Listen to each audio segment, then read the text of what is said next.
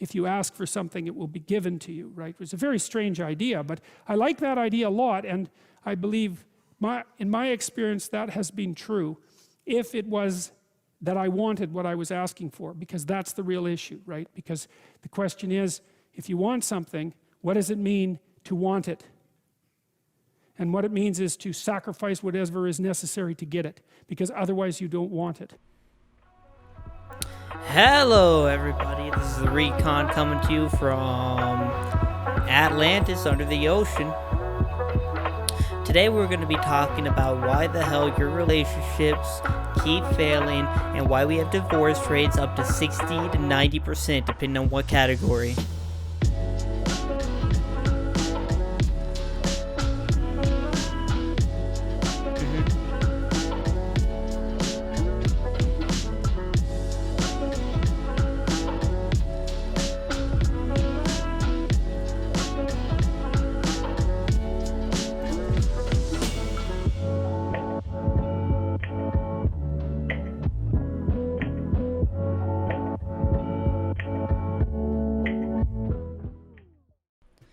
Alright guys, how y'all doing today?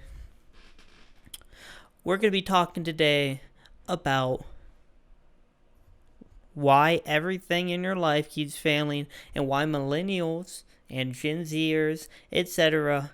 think that they're going nowhere. They keep having this underlying feeling of failure with everything they do, and perhaps why they should. Look, have you guys ever failed at something? Duh. Have you guys ever even achieved anything? I think that might be the better question nowadays. Because it seems like nobody is. Everybody I talk to is like, oh yeah, I have this dream. Maybe I'll start working on it in the next few years. And I'm like, you're 25. This is 1920s. By this time, you already have, your career started. You already have a family. You'd be on with it. Now, this isn't the 1920s, and, thank God for that. I'm just saying, we might be falling behind a little bit too much. And I'm going to go ahead and talk about why I think that is. First, we're going to look at this 2018 article called Failure to Launch, why so many American millennials feel adulthood is a lie. Basically, what that means, by the way, is that they feel like they're not adults and that they're not going to achieve adulthood, which is kind of true. One of the biggest downfalls about becoming an adult is realizing that all the adults in your life were just as stupid as you. They just have to fake it now. I don't even think we're faking it now, though. Alright, this goes through a whole bunch of BS. This isn't even a study or anything, okay? I like studies. Basically, this guy went and talked to his friend. He said, I swear I don't even feel like an adult. I don't think of myself as one of the grown-ups. And the guy said, me neither. They're 24. My mom had 5 kids by the time she was my age. My dad was starting his second career, and I'm still punching in my parents' landline at CVS to get a discount.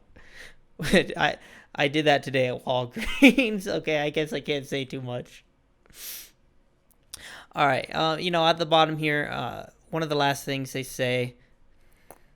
When do you think you'll feel like an adult? Asked my friend. He said, I don't know. Maybe when I'm 46. Another 10 years from now. They're 36 now. It was an arbitrary number, an open question, because that was all it could be. We have no plan. We don't have a 5-year plan. We don't have a 5-minute plan. We don't have a what's for lunch plan. That is a personal attack on some of you. Okay, let's go ahead and play this. It's a 3-minute clip. I don't want to play it all, but I moved it to where they're talking about why millennials are not getting married and why it might be a good thing. I think I moved it to the 3 points they make about why they're not getting married. So the top 3 reasons that millennials aren't getting married. They think they're too young, they don't feel financially ready, and, to quote U2, they just haven't found what they're looking for. But each of these is not as bad as it sounds. For those who don't feel Alright. Too young, not financially stable, haven't found what they're looking for. Look, the non-financially stable thing, you're financially stable. You're more financially stable than anybody else has ever been. Okay, maybe not. But you are pretty financially stable. And even if you weren't, getting married isn't necessarily going to mess all that up. It should help it. It should take some burden off if you're doing it correctly. I don't think that's a real reason. I think that's more of an excuse. You hear that a lot nowadays. And, they in this article, they do go into, we have too high education debts, and, there's too much to pay for, things like that, economic reasons. This right here, Americans age between 30 and 39 years of age are calculated to have amassed 46% less wealth on average in 2017 than the average cohort had gathered in 2007. Okay, that's a big issue. Okay, now I'm not trying to underwrite that, but that is avoidable. I'm going to continue. You're too young. You're not too young. Okay, get over that. You're not. When will you not be young enough? This guy down here says another 10 years, 46. It's just an arbitrary number. Okay, you don't have an age. You're just not mature enough. That has nothing to do with your age.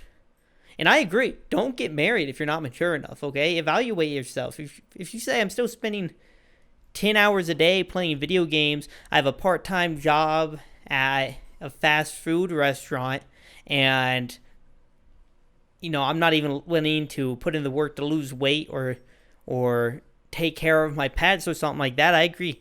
All right? Don't get married.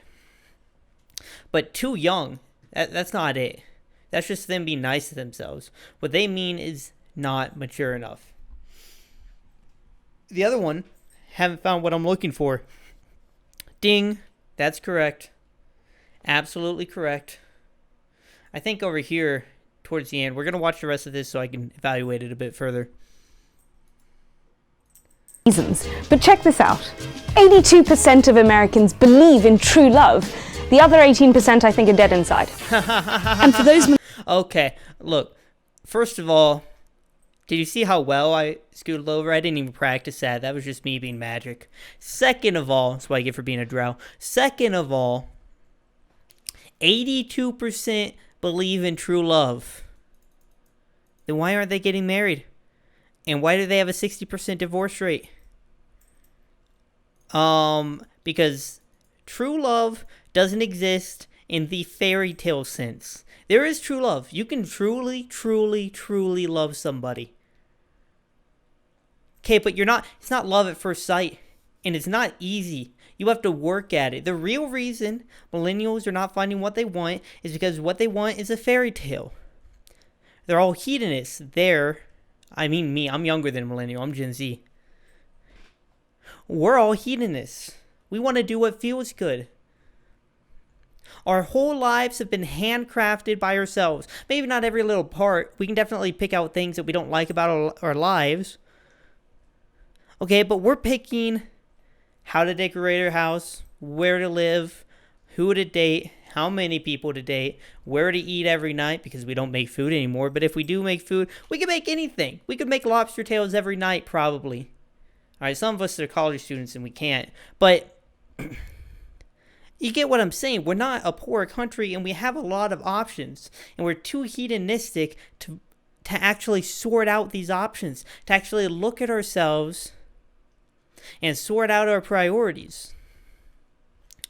I'm going to get into the real articles I wanted to get into today. This was just a little thing I wanted to throw in at the beginning to kind of show that not only are we not, that our marriage or our divorce rates are way too high and our marriage rates are way too low, but also that we just generally feel like failures.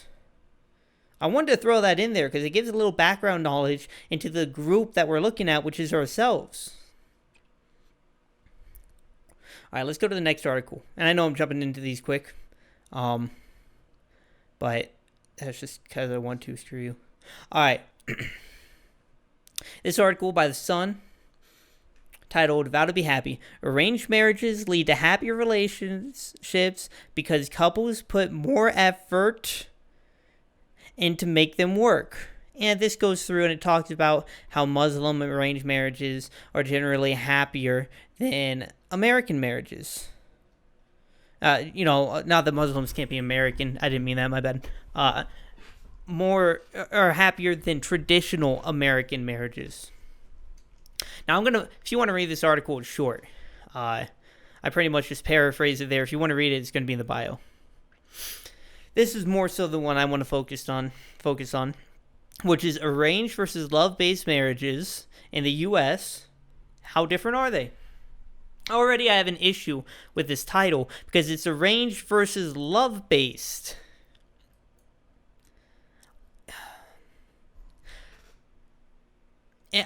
It just seems condescending to me, a little pretentious, because obviously you want your marriage to be based on love, and you're saying that arranged marriages aren't based on love.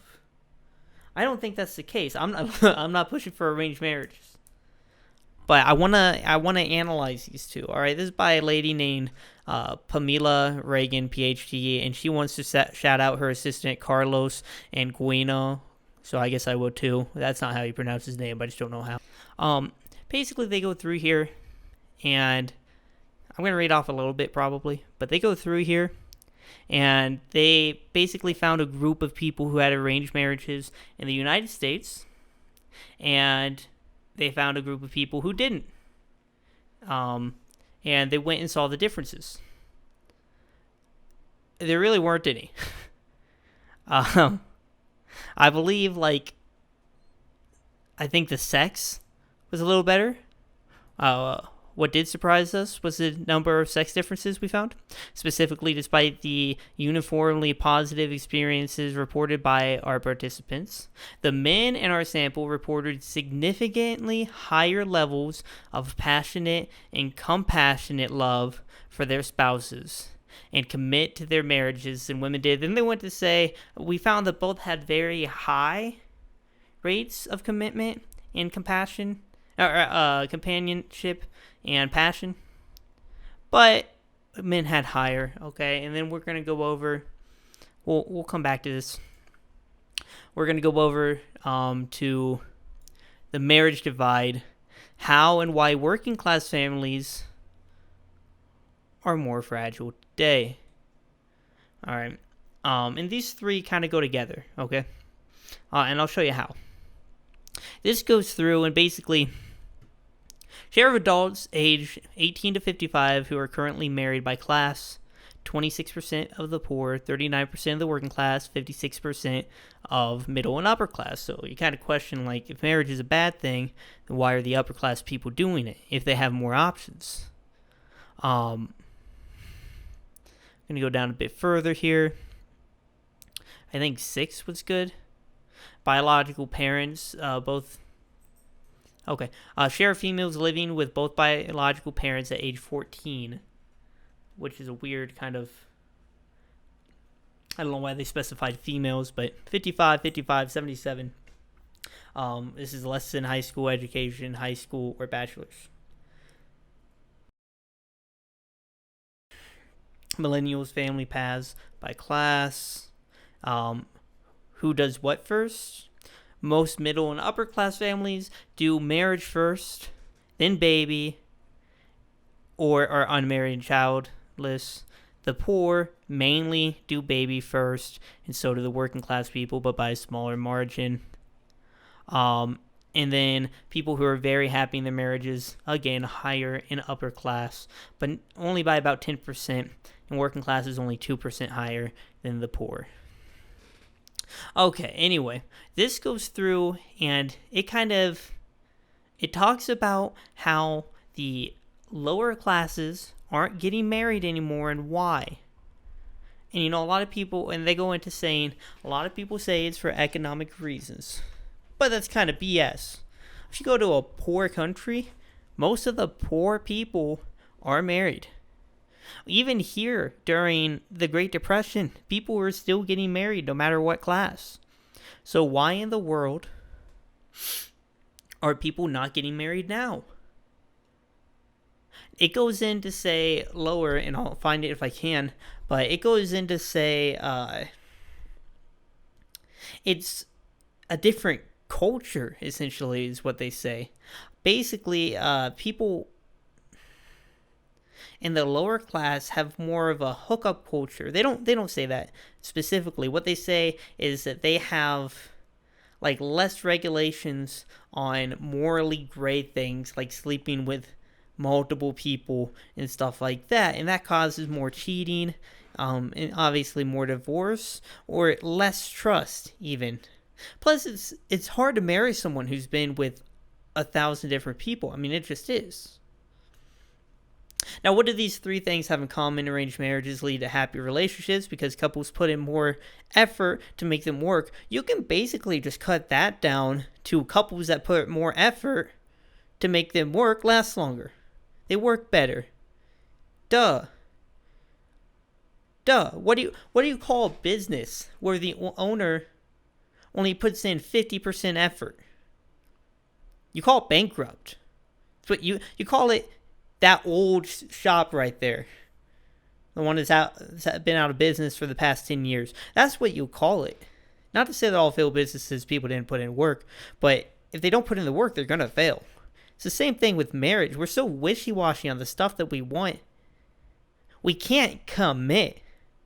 Our priorities aren't straight, and we can't commit. We don't think about how to make things last longer. This isn't... All you need is one person in the relationship doing this.